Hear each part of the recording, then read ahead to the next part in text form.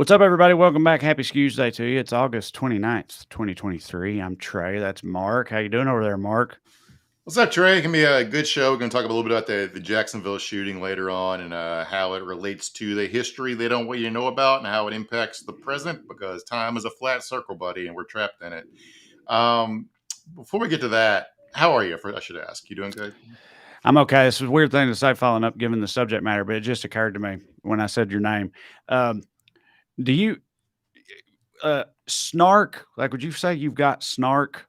Sure. You seem smart. Yeah, right. So, like, snarky Mark. How do you feel about that as opposed to smart? You know what I mean? Snarky Mark and I've the never really, I've never and the really had a funky nick. boy. Um, I've never really had a nickname stick. I don't know. I'm not a yeah. nickname guy. Yeah. Uh, I'm not very funky either, but, it just occurred to me because I almost called you Marky Mark just for fun, then I was like, "Snarky Mark." Anyway, I'm doing okay. Katie's out of town right now. She's back in my hometown, actually, Clay County. She is, like, renovating the house I grew up in, because we're gonna try to sell it or whatever. And I'm here with the boys are in school, so I'm here, cooking, cleaning, send the boys to school and stuff while she's like putting in drywall and ripping out insulation and stuff like that, as is yeah. appropriate. But we're in week 2 now. She comes back this weekend and, hanging in there, watching R-rated movies, doing our thing. It'd be a fun bit if she got you a Mother's Day card this year. Yeah.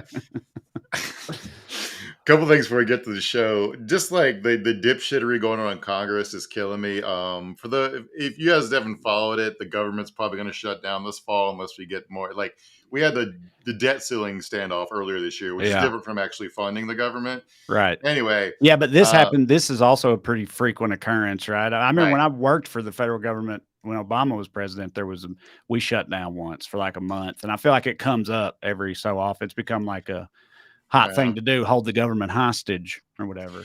Yeah, this happens way more than the debt ceiling thing Yeah. because it comes up every year as opposed to every 3, 4, 5 years. However long they can decide however long it is by how much they raise the debt ceiling. But so Kevin McCarthy, Speaker of the House, went on TV this weekend and tried to make the argument, to wrangle his dipshits that that they should continue funding the government because they shut down the government. That would also shut down all the House's investigations into the Biden crime family. All Yeah. right.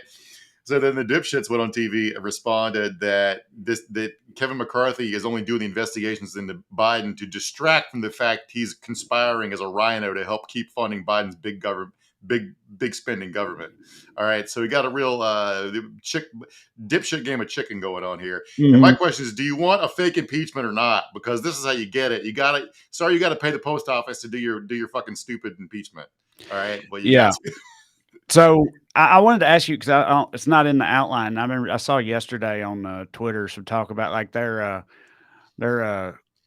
crowing again about like some new they were Fox News and them were acting yesterday like some new shit came out in the Hunter Biden the Biden crime family investigation. I saw a lot of people like dunking on it, right wing people being like, "Yeah, this is it. We're getting close." Something about that guy that they had fired. They had him fired. The investigator they had fired for not investigating corruption. They're saying that was corrupt. He did an interview on Fox News, said a bunch of wild shit, and they're like, "Yeah, it's happening," or whatever is how they were acting. But It's that's not. I wanted to ask your. It's nothing new. It's the same Yeah, stuff. It's the guy right. that it's the anti-corruption. It's the corrupt anti-corruption prosecutor that Yeah, the whole world wanted fired. The guy who yeah, ostensibly would have been investigating Burisma, but was not investigating Burisma. So in theory, if Biden had the guy fired, it increased Hunter Biden's like legal jeopardy. But in reality, doesn't intrude here. The whole government, the whole world who was supporting Ukraine at this point wanted this guy fired, and Biden was instrumental in one of the point people in getting him fired. So that's part of that. Don't worry about making sense of it. It's fucking yeah. stupid. Nothing new. Nothing news from it. Yeah, maybe I knew Uh, we had talked about all that before. I didn't know if anything actually new had happened, just the way they were mhm. talking about it. But yeah, sounds like Yeah, no. yeah. It's just a bunch of mess. They keep trying to make fire out of some smoke they made up, but nah, it's nothing. This story. So there, people are apparently going to follow Trump to the ends of the earth. So this story out of Michigan killed me.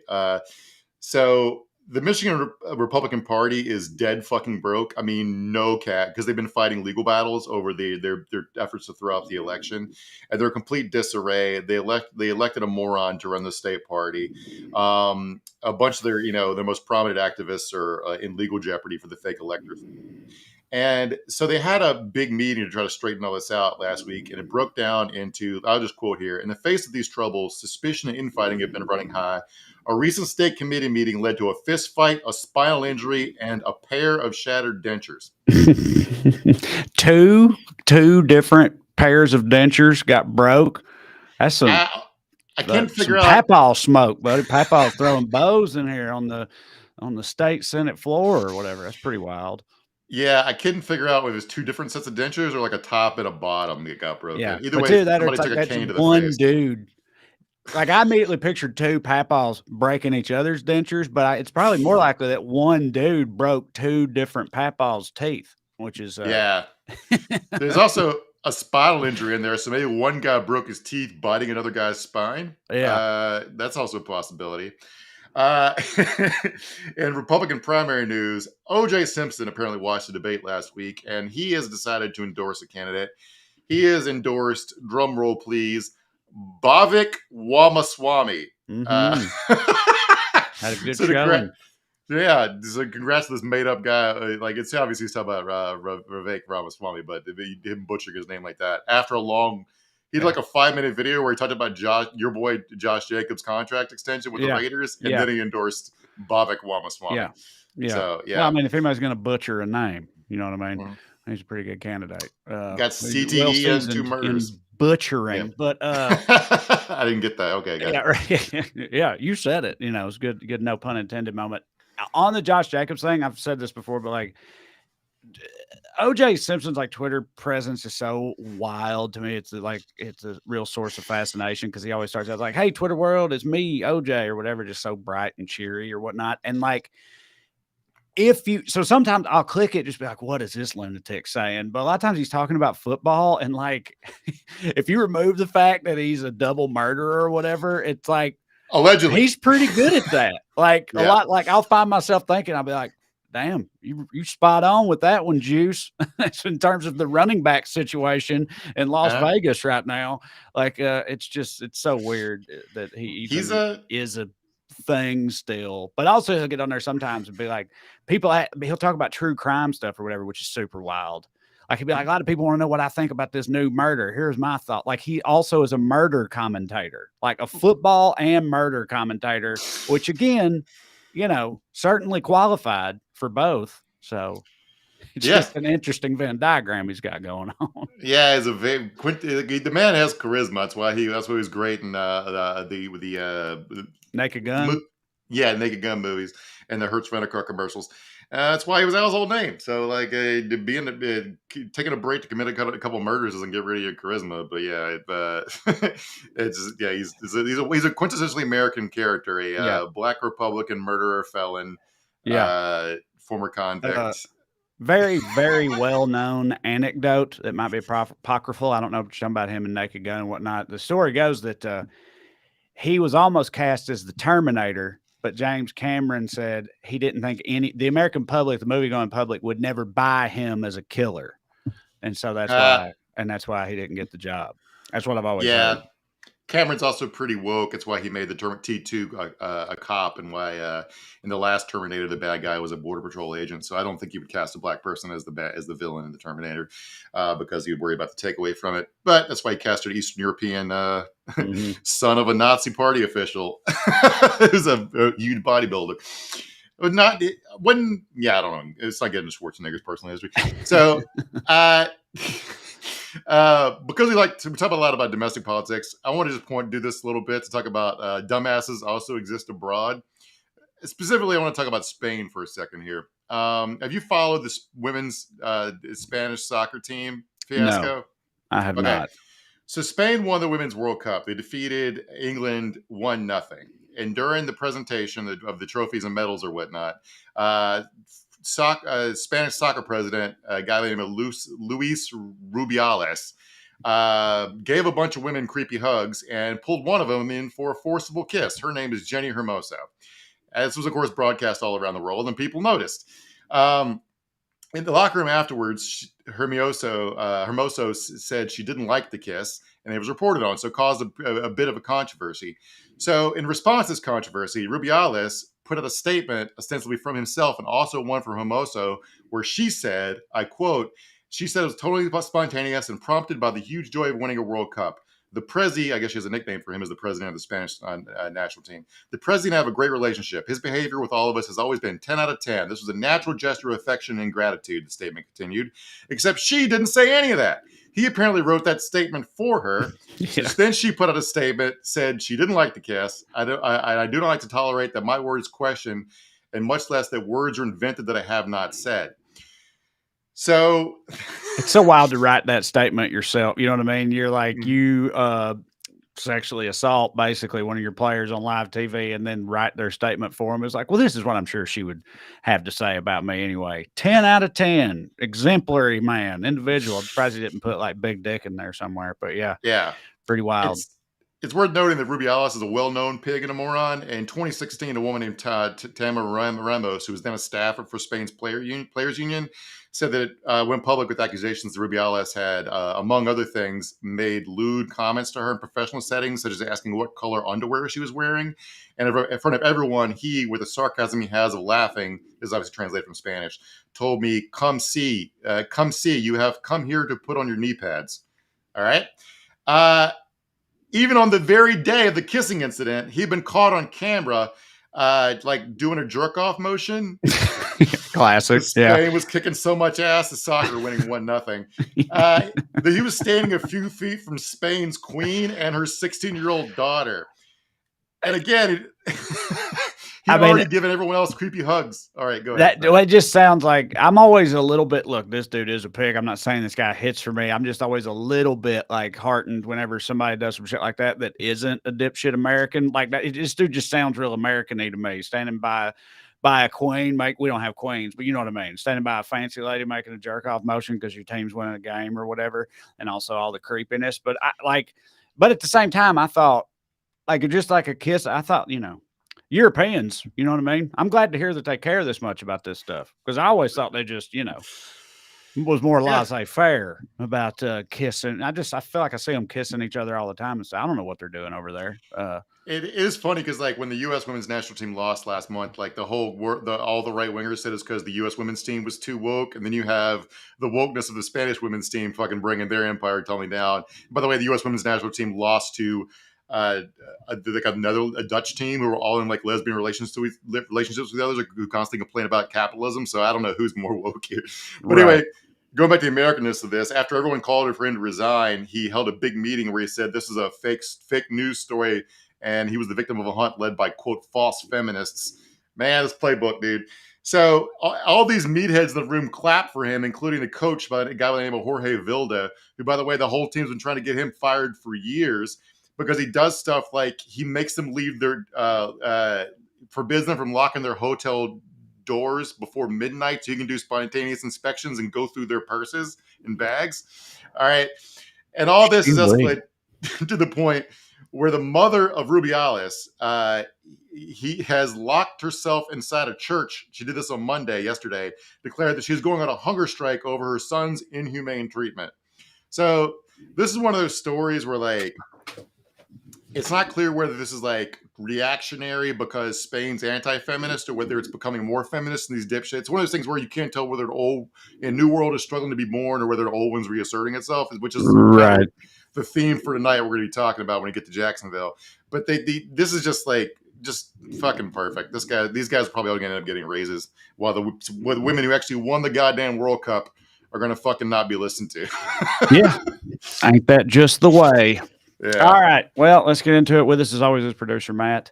This is Weekly Skews. Before we continue, I want to remind y'all, of course, of a couple of things. Number one, if you'd like to see me perform live, go to TreyCrowder.com. My next shows are in Austin, Texas, in the middle of September. Then I got a five-city, 5-day Ohio run, hitting every bit of Ohio pretty much.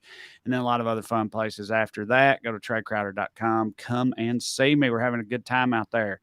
Also at TreyCrowder.com, you can find a link to pre-order the book I wrote with Corey Ryan Forrester called Round Here and Over Yonder. It is a comedic travel guide documenting our sojourns around this country and also our first trip across the pond. It's a lot of fun.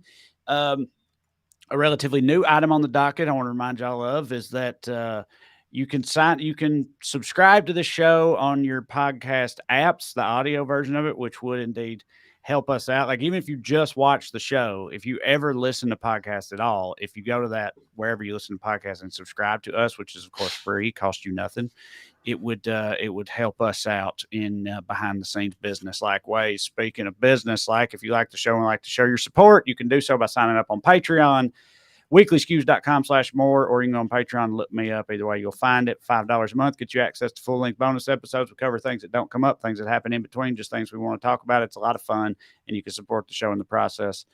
$5 a month, weeklyskews.com/more. Get some more skews in your life. Now, as for the show tonight, last week we talked about the rampant lunacy in the state of Texas. So this week it's only fair that we turn our attention instead to their most fierce competitor for the title of craziest, dipshittiest state in this union, which is, of course, the great state of Florida. Mark mentioned tragedy in Jacksonville this weekend, but a lot of other bullshit to go along with it in America's penis, and we'll be talking about it all. But first, we begin with the Daily Dumbass. Matt, graphic, please.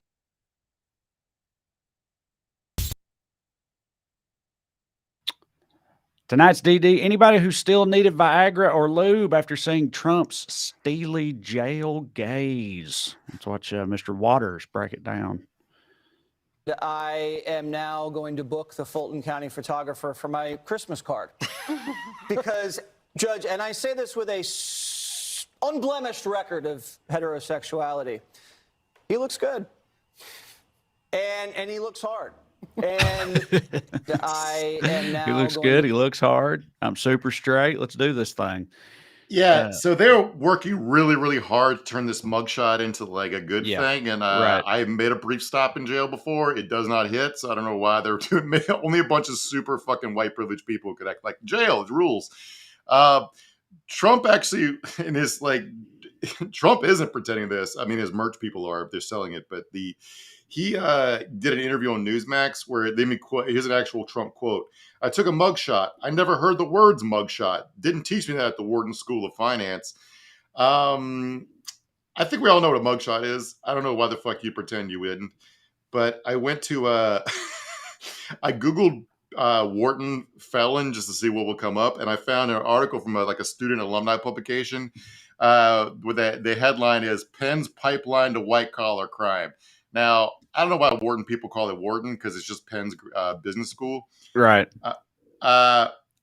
But they made a list of if people no one went to Duke says I went to Trinity College. Do you know what I'm saying? Yes. Universities also have sub schools. You'll hear people say I went to Harvard's Kennedy School of Government, but no one says I went to Kennedy School of Government. Yeah, for a long time I didn't even realize that Wharton was just Penn. I thought it was some special uppity business school or whatever. Because it is weird. Like, almost every college has a separate name for their sub colleges, like the business school or whatever. So. Yeah, I went to Randolph Hall. That was my freshman year dorm. So this list of people includes some fairly well-known felons, including Michael Milken, the huge scam artist, who, by the way, was pardoned after pleading guilty to 6 felonies, including tax violations, securities fraud. He was pardoned by one Donald Trump, who presumably knows that Michael Milken took a mugshot. Michael Milken, sorry. So. Yeah, I don't know if Penn isn't Ivy. Why would you feel bad about just saying Penn? I know. Maybe they think people don't know, or they assume people don't know that it's an Ivy or something. I don't know. They get confused with Penn State or some shit. I don't know. Who the hell knows? Yeah. I don't know. So Trump has some legal proceedings this week. The judge in his Tanya Chutkan, sorry if I pronounced that wrong. The judge in his January 6th related case, they tried to push the trial date to April of 2026, and she's like, "Nah, March 4th of next year, Doug." Sorry. Yeah. That's the day before Super Tuesday, right? Right. I saw But that there's they were all pissed off about that on the right, talking about how it could not be clearer that this is all politically motivated. This is weaponized partisanship. That's what this is. And they've just, they spelled it out for all of us by making it the day before Super Tuesday. That was there's not a day in the first 3 quarters of next year that isn't close to some primary or caucus or something. And also, like, you got the primary locked up. Putting it around Super Tuesday is probably the most convenient day for you. That's a good So, point. like, yeah. fuck, who cares? Like, it's like, dude, you want to say, how do you push back against arguments of election interference, except for just not holding him accountable at all? Because the election, like, when do you want to do it? You want to wait till after the election when he can pardon himself? Because that's stupid too. Right. So, like, nobody made you run for president. She actually said, like, well, he's running for president. She's like, well, I don't take defendants' like personal or professional obligations under consideration for any other person. Why the fuck him? Yeah. Right?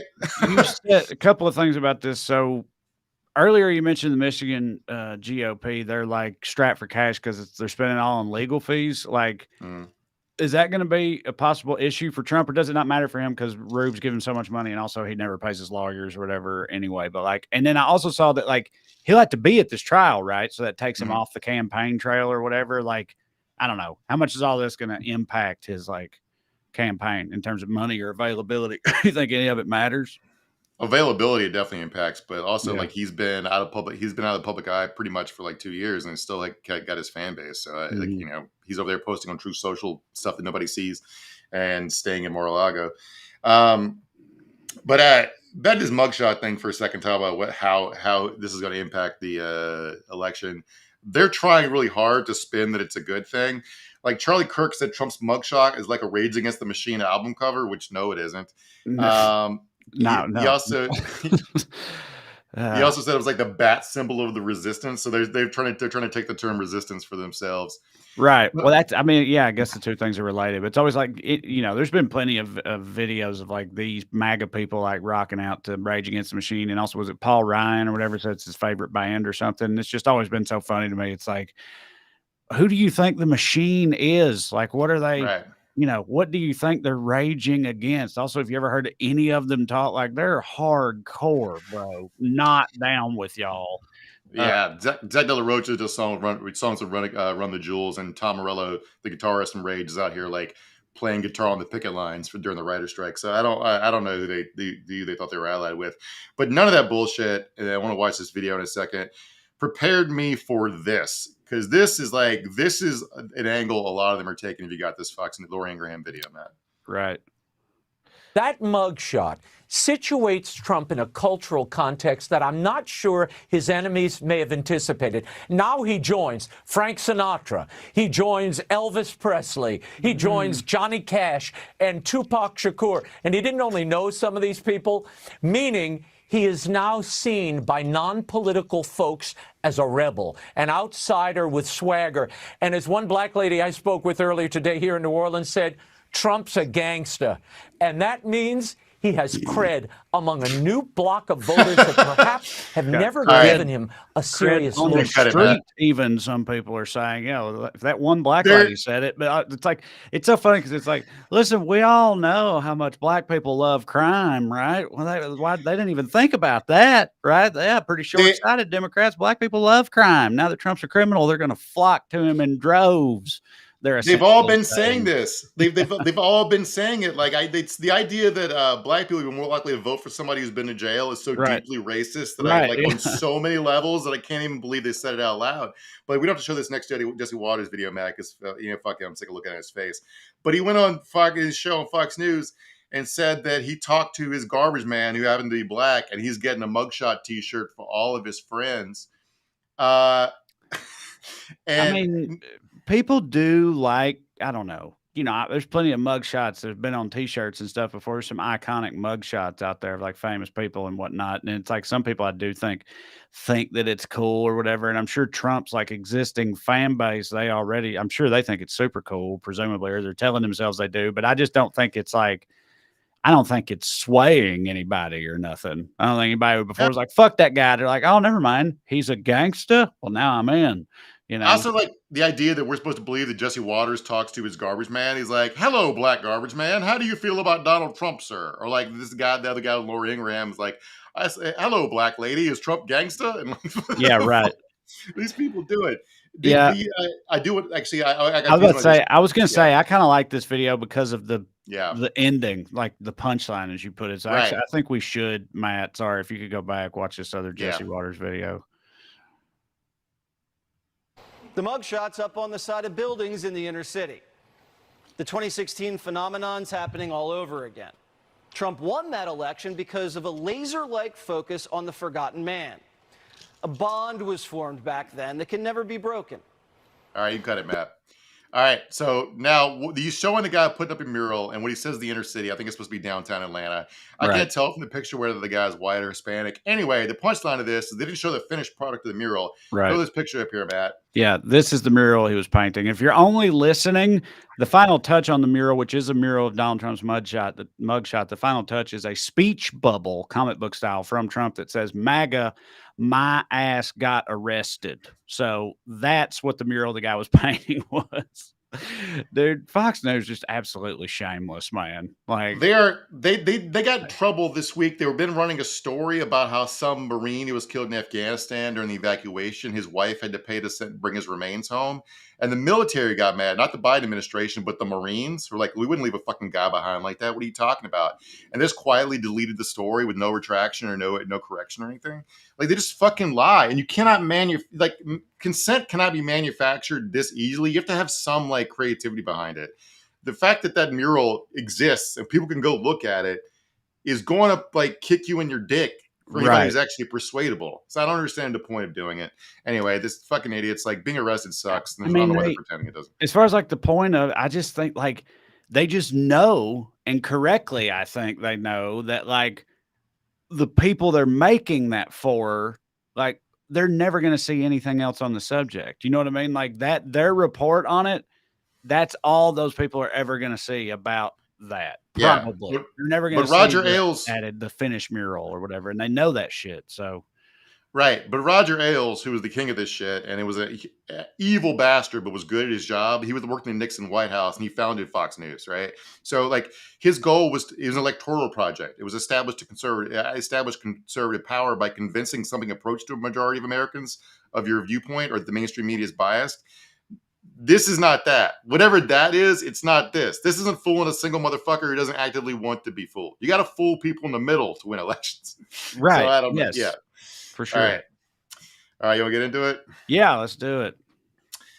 All right, so if you guys haven't been following the news, there was I guess by our standards, a minor mass shooting in Jacksonville over the weekend. A 21-year-old shooter, he entered a Dollar Tree. First he tried a Family Dollar, and then he used to work for Dollar General. I'm not sure if that factors into this at all, but he went to a Dollar Tree first. He was caught on camera leaving when a security guard arrived. Not sure if that deterred him or not. Then he went to a historically black college called Edward Waters University. I guess he was going to shoot it up there, but a girl saw him putting on tactical gear and a mask in hot-ass Florida in August when told a security guard he was going to go talk to the guy, see what the fuck was up. He left when the guy went to approach him. Then he went to a Dollar General, and he shot 3 people, a 52-year-old woman named Angela Michelle Carr, a 19-year-old named AJ Laguerre, I'm not sure if I'm pronouncing that wrong, I apologize, who worked there after chasing him through the store. And then he shot a third victim named Gerald Gallion as he entered the store. All 3 of these people were black. Then the shooter, his name's Ryan Palmeter, I'll try not to say his name again because fuck him, killed himself. At least one of the guns has swastikas painted on it. There were also scrawls on the weapon that referenced the Christchurch shooting in New Zealand, and he wore a Rhodesian flag patch. How familiar are you with Rhodesia and why white nationalists love it, Trey? I mean, I know that it was like a former colony in Africa, right? That got, is no longer Rhodesia, Zimbabwe or whatever now. But it's right. It was one of the, when they were all collecting African nations or whatever. I know that Rhodesia was one of them, and they got up to some bullshit down there. But I don't. Yeah, it was a white minority ruled African territory. Like you said, it used to be a British colony. They got a bunch of military funding from like apartheid South Africa, but then they got their shit wrecked by black nationalists in the Bush War. These people just fucking love losers, Confederates, Nazis, Rhodesia. Just like if you got your ass kicked in the name of a dumb cause, these fucking idiots love you. Palmiter also sent statements to federal law enforcement and the media suggesting that his attack was to mark the 5th anniversary of a shooting at a video game tournament in Jacksonville a few years ago where the guy killed 2 people. That guy wasn't racist. He was just a crazy kid who got mad over losing a game of Madden. Yeah, if you want to know what can get you shot in America, beating a guy at Madden will do it. Yeah.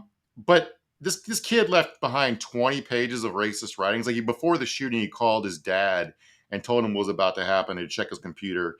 His dad called the cops, but it was too late. Almost like if you're going to write 20-page papers, just go to fucking school. Your life will be better. You won't be so full of hate. But like, yeah, giving himself Nazi homework or whatever. It's weird. Yeah, Nazi. I'm surprised they're not calling him trans or something. They couldn't dig up any kind of trans stuff on him because that's been their move lately. They'll probably figure that out. But like the thing about these manifestos, man, is like we keep calling these people lone wolves, but they're not. They're not. They definitely don't see themselves as lone wolves. They see themselves as part of a movement. So like these manifestos are where these guys could all talk to each other, even post-mortem. And like this is a weird box to be in because like as a person who considers myself kind of a free speech absolutist, like I'm not sure what to do about this shit. But like that's why the guns have to be rated. It's kind of like the First Amendment's up against the Second at this point. And we kind of got to pick one. Because like if you're going to have a bunch of people being radicalized by bullshit they read on the internet, which I don't want to regulate, we got to limit their ability to fucking kill mass amounts of people in a short amount of time with no skills or training or whatever, just enough money to buy a used AR-15. Yeah, I mean, I agree with you. I definitely agree with you on the guns, but also on the other thing, like, you know,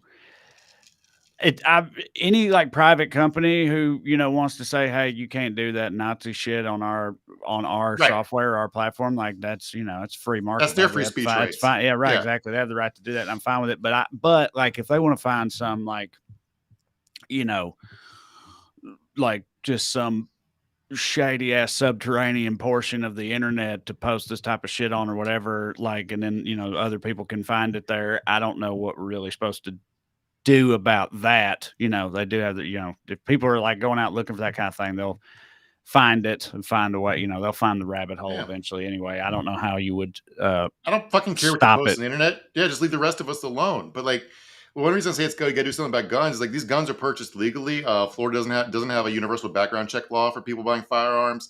It does have it does have a law prohibiting people from owning or possessing firearms if they have documented mental health concerns. Here's the thing: this guy fucking did. He'd been involved in a domestic dispute before, and he's been held. He had been held on a 72-hour psychiatric hold before, and he was still able to buy guns legally.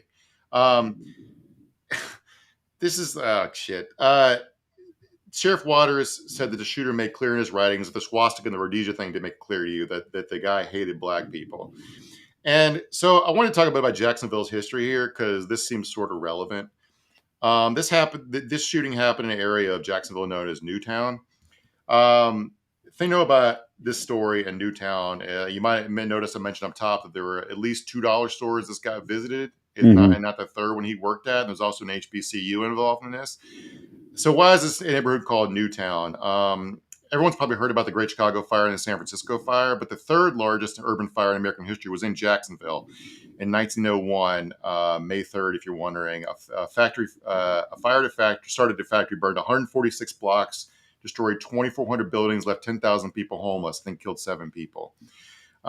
This fire took place over 8 hours. The fire department decided to save the white homes, let the black neighborhoods burn to the ground, including 2 historically black colleges, including, the one we mentioned earlier, Edward Waters, then college, now university.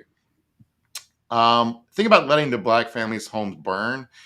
It's not totally clear from the historical record whether this was like passive racism or active racism. What I mean is whether or not they just didn't only had so many resources to use them to save the white people's homes. I mean, that would be my immediate assumption. It's like, look, that's absolutely horrific, but it's also like in 1900 in Florida, like, you know,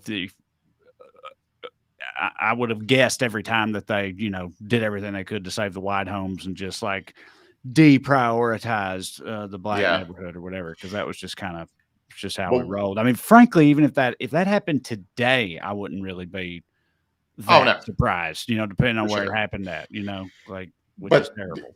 it's worth noting that a few people did say when they complained to the fire chief, again, this fire took 8 hours to burn all this shit down. He did say maybe it was good for black homes to burn down. So maybe it was active Okay, well, racism, or maybe just knowing passive racism. I don't know. But anyway, one of the people who described the fire departments in action was a guy who was a school, the vice principal of a school there by the name of James Weldon Johnson. The year before, he had written a little song called "Lift Every Voice and Sing," which since then the NAACP is called the Black National Anthem. It's a prayer of thanksgiving for freedom. They uses imagery from the Book of Exodus in the Bible, talking about leaving slavery towards the freedom of the Promised Land. Ironically, after the fire, he said "fuck it" and moved to Harlem. The exodus from the fire actually led to the song spreading. It was part of the reason the song spread nationwide, and the NAACP led to the NAACP declaring the Black National Anthem. So part of the legacy of that fire, because the black part of town moved down, is Edward Waters College relocated to a part of the community where there were a bunch of new jobs for freed black people in the railroads. So I said freed. This is Edward Waters College was started to teach freedmen in 1866. So this is obviously 50 years later, but they were, it's historically black college related to another black part of town and rebuilt. And that's why it's called Newtown. All right. So I don't know if this kid fucking knew any of that. Probably not. Probably not. He went He to probably Florida just knew it's schools. where it's the black neighborhood, right? Or a black Right. neighborhood. And that's probably as much as as Right. far as that went in his head, I would imagine. But rebuilding after losing everything in a fire because of racist firefighters, and then suffering through a legacy of like 100 years of redlining, which is when you couldn't use GI Bill dollars after World War II to build in black neighborhoods. That's how you end up with a food desert that's where people are fed from $2 stores. All right. Right. and with no security and no policing to protect them. All right. So anyway, that's the history of this part of Jacksonville, and an indirect way to describe how this kid ended up targeting it, even if you fucking didn't know why this was a black neighborhood. All right.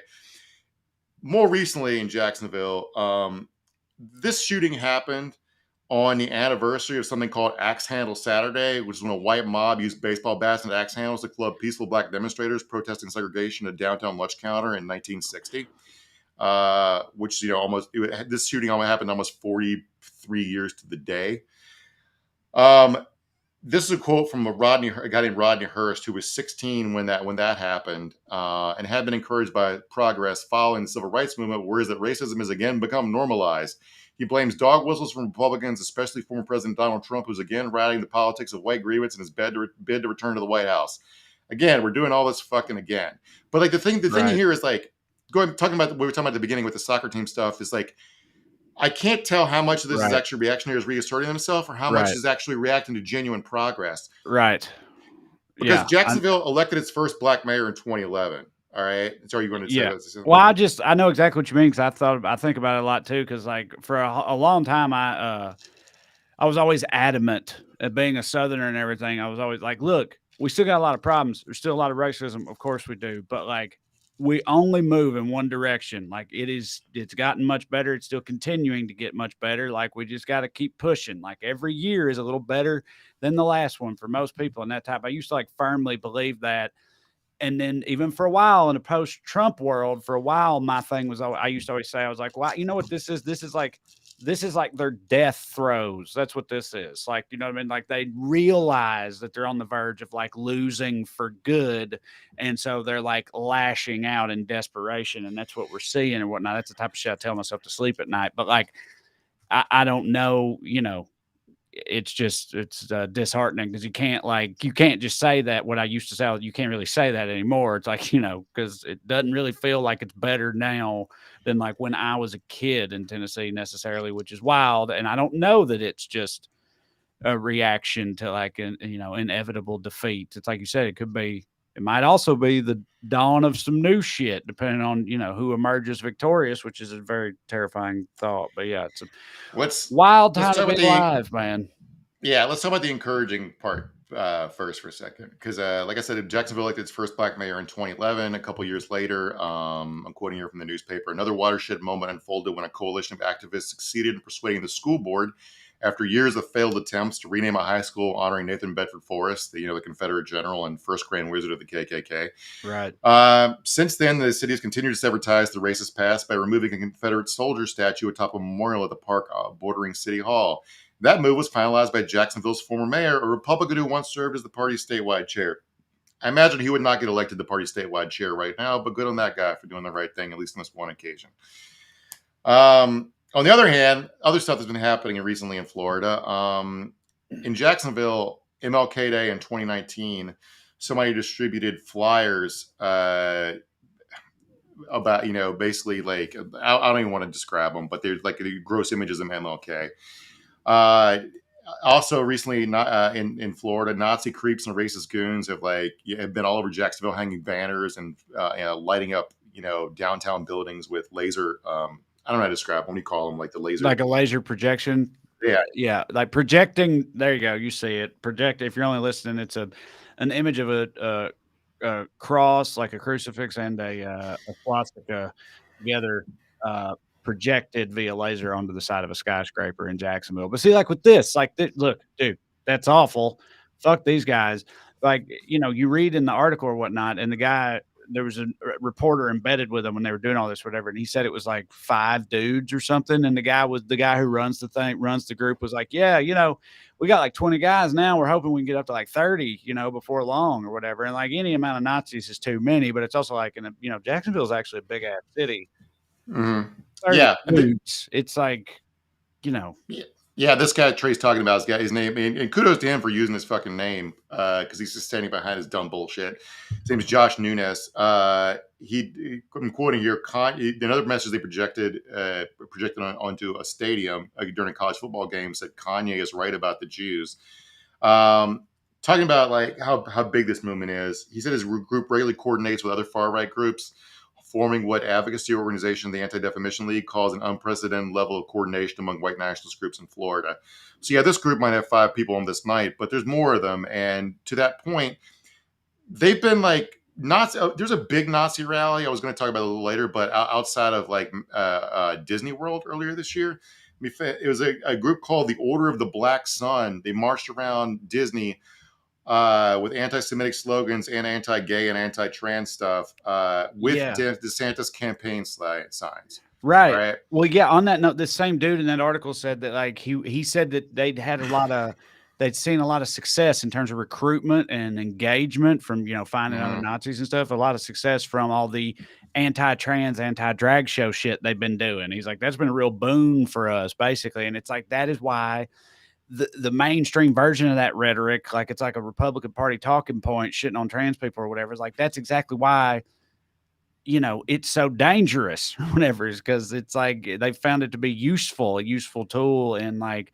bringing people over to their side, finding common ground with other perhaps slightly less Nazi-ish racists, where we can all agree that these people are gross, right? And then next thing you know, they're all in cahoots together, and their numbers are burgeoning and whatnot. And it's That's why I find DeSantis's refusal to like denounce these people, because they're marching around with his signs, right? And they do this constantly. And whenever he's asked about it, his staff will say that you're trying to smear the governor by associating him with these people. It's like, no, the reporters aren't doing that. These guys are doing that. They're doing that, right? It's like, yeah, they're always like, oh, we're not every Republican's racist. Don't call us all racist or whatever. It's like not every Republican is racist, but pretty much every racist that is politically motivated at all is a Republican, though. You know what I mean? Like none of these dudes, none of these Nazi guys are voting for Joe Biden. None of them.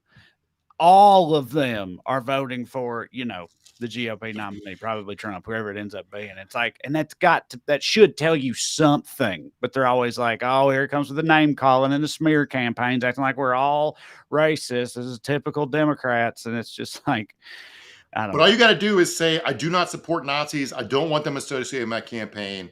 Please put down my fucking signs. Or I'm not sure the exact wording he wishes to say, but instead he says nothing. Which brings us to DeSantis part of this, because like the reason I brought up the history of Jacksonville is you're not going to learn that in a fucking classroom in Florida right now. No. So DeSantis looked utterly aggrieved to have to fly back from Iowa to deal with this shit. He went to a couple, like a vigil. He gave a couple speeches. He announced $100,000 donations to the families and $1 million to Edward Waters University for more security. And Fox News, when they talked about this, talked about DeSantis in awe, like he's a martyr. Like they talked about it like he was taking a break from his full-time job of running for president to do his part-time job of being governor, right? But see, the people, going back to the Fox News thing, can't be fooled that easily. So here's how it was received at the vigil in Jacksonville. If you got this video, Matt. We are not going to allow these institutions to be targeted by people.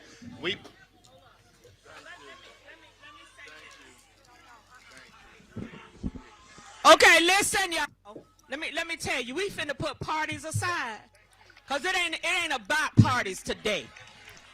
All right, you A cut it back. bullet don't. Yeah, it's hard to hear there, but so he was being heckled, right? People were saying like, "You don't belong here. You caused this," shit like that. Yeah, you're not welcome here. Your policies caused this. What you're referring to, besides the fact that you can't learn about racism in Florida, is these loosen states gun laws. So I have, like, when I watched this the first time, I had sort of mixed feelings about it because I wish we didn't live in a world where any of this happened, right?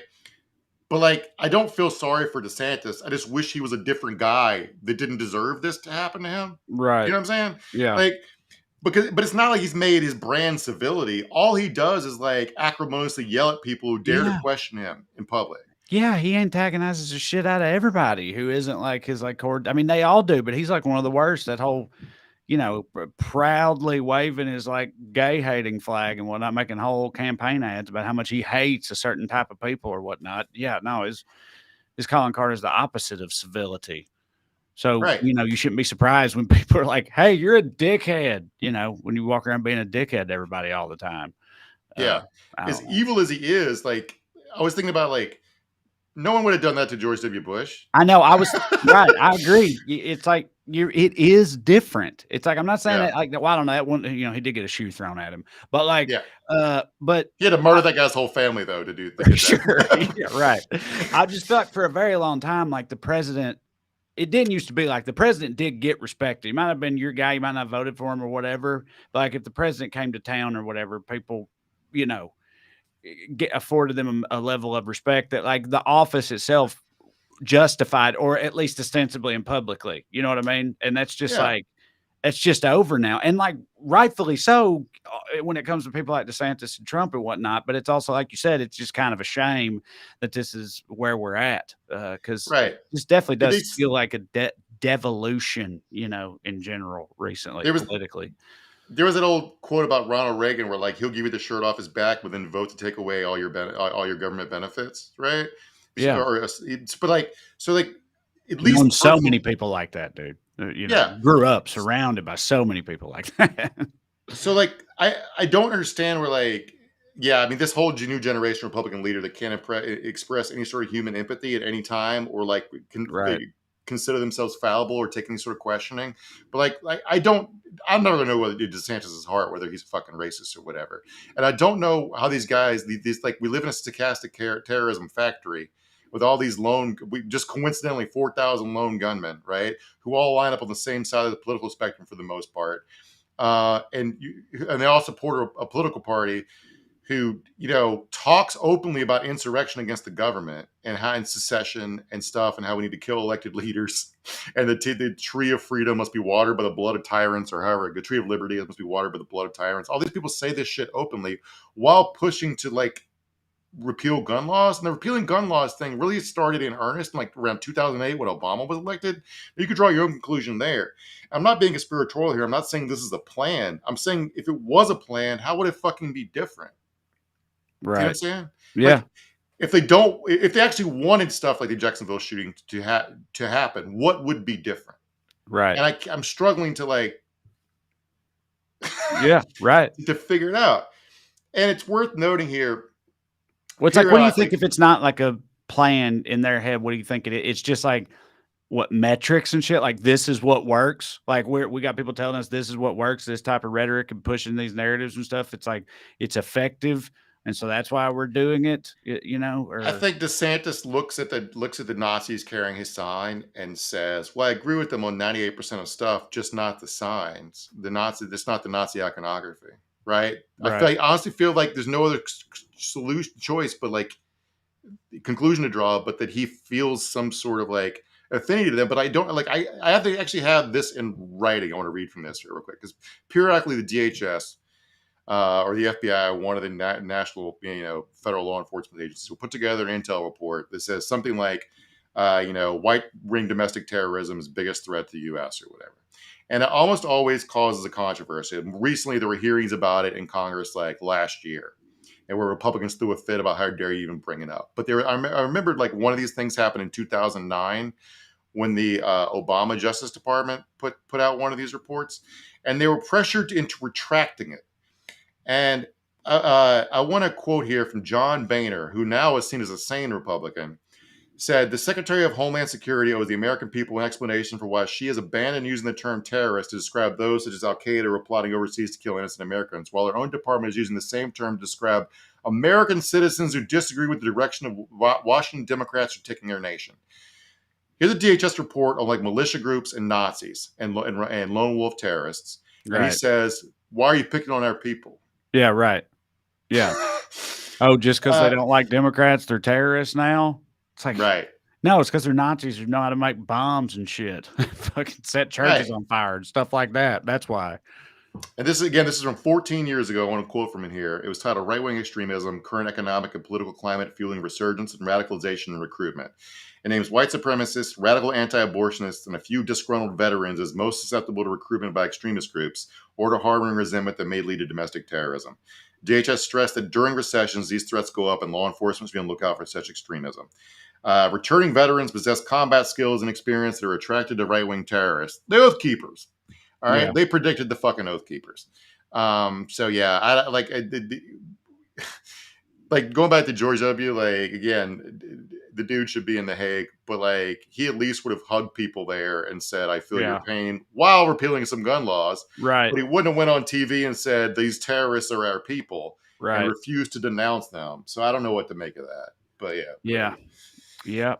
Things don't hit, Mark. That's it's the bottom line there. I'm gonna choose to like feel like this is the death rattles of an old way of thinking. These people are always gonna be with us to some degree, and they're unfortunately they're always gonna have guns. But again, Jacksonville took down their Confederate statues, changed the school named after Nathan Bedford Forrest, and elected the first black mayor. The sheriff I mentioned earlier is a black dude. Not that sheriffs don't hit in general, but if you're gonna have one, they should be black. That's what I've been trying to tell myself since all this shit really kicked off in earnest, in 2016 or whatever it was. That's how I try, sleep at night. So, I mean, I'm with you. I'm going to hope that's the case. Matt, get us some comments and questions if you can there, buddy. Hook it up. Thank you. Sandy Trunks, somebody's been on the beach, says, "Hit that like button, skewers." Thank you very much. Yes, like, share, subscribe, tell your mama and them, rate and review, all that stuff. And all that internet stuff, which somehow works. Nicole Parton Alligood says, "DeSantis couldn't spell civility." I don't know if he went to Florida schools, but yeah. He apparently was well liked at Yale. Played baseball. He got a pretty girl to marry. Must be charming in some context. I just don't. I've never seen it yet. Not in public. Sylvia Kidwell says, "If my family member was murdered by a racist, the last person I would want speaking at their vigil is Ron DeSantis." Well, apparently, some people there very much agreed with that sentiment. Acoustic Iris 3 says, "Oh Jesus, Boehner is sane now.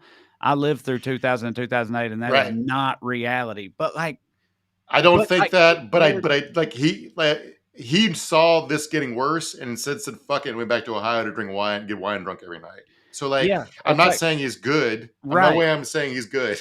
Well, it's funny.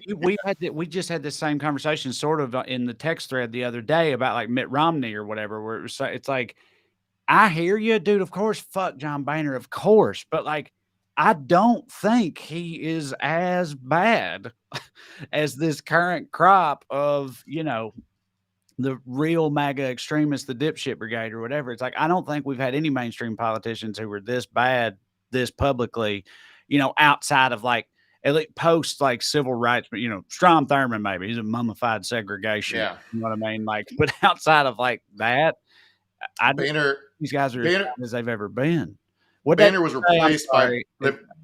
he said that any sane Republican wouldn't still be calling themselves one. It was like commenters, which they're Right. correct. Yes. But it's worth saying that like Boehner was forced out to be replaced by Paul Ryan because Paul Ryan was crazier. Paul Ryan was forced out to Right. be replaced by Dad because he wasn't Right. crazy enough. Like they're getting crazier and crazier and crazier. And it's not like I thought those were good people. I'm saying Right. like you're going to get worse and worse and worse as long as these people have any sort Yes. of power. And I'm not sure what to do about it. Henry Minch, a little nugget, a fun fact for you. Boehner is a medical marijuana entrepreneur now, he says. Yep. So Yep. that's nifty. But yeah, like, Liz Cheney, arch conservative, man, super conservative. She had Love to go. Trump. She Love had Trump until January 6th. Right. Yeah. She had to go. Wasn't crazy enough. So yeah, they have gotten worse. I mean, again, dude, I've said this before plenty of times, but like, I didn't think it was possible to hate a politician more than I hated George W. Bush when he was president. I hated that motherfucker so strongly. And it's like, he just seems quaint in comparison to fucking Donald Trump. You know what I mean? And what we're dealing with now. I never thought it was possible. But like, what we were arguing about the other day about Mitt Romney, this is no mystic. I mean, quote here. Mitt Romney is a classic pro-corporate douchebag, but things have gotten so bad that he seems bearable. DB, I'm not sure whether it's dickbag or douchebag. I went with douchebag. Let's go. Let's say dickbag.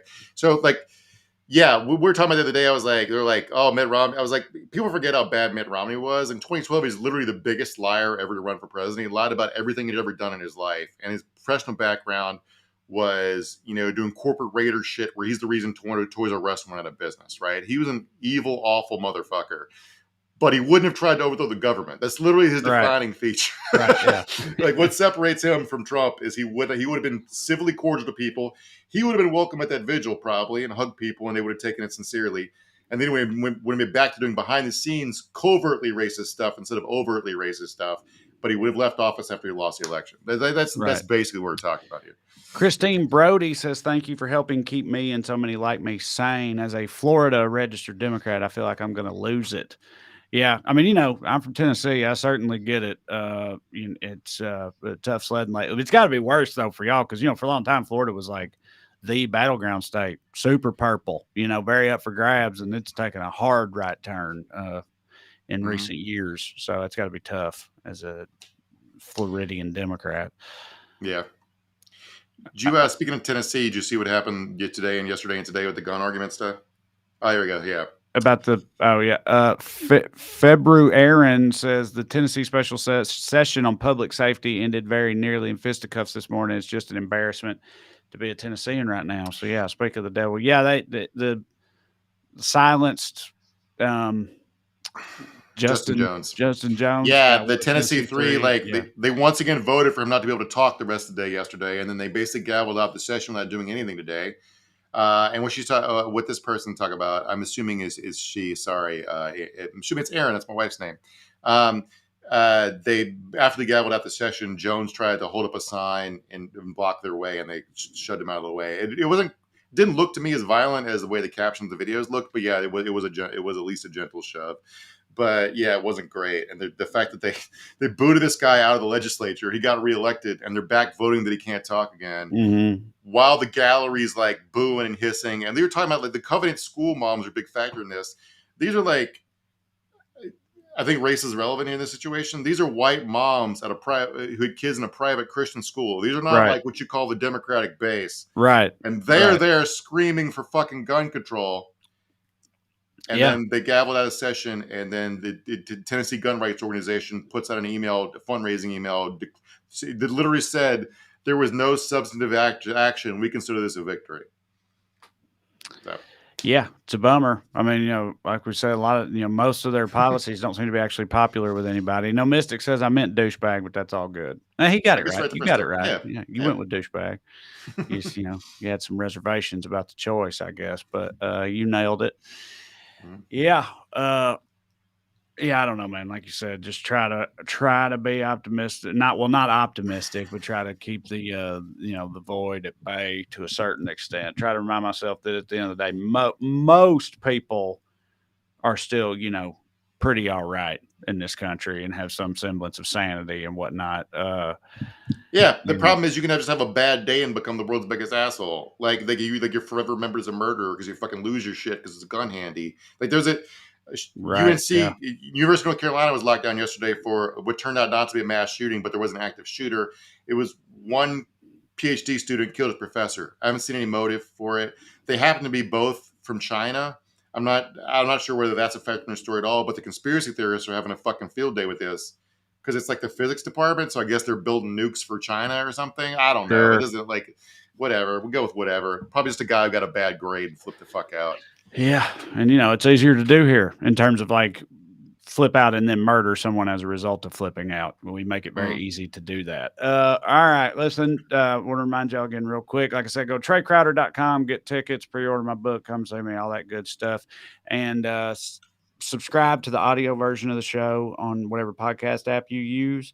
And you can go to weeklyskews.com/more or look me up on Patreon, $5 a month. You get access to full-length bonus episodes and support the show in the process. But the primary thing, of course, keep coming back every Skews day. If you do, we will as well. So we'll see you next time, 7 days from now. Love you.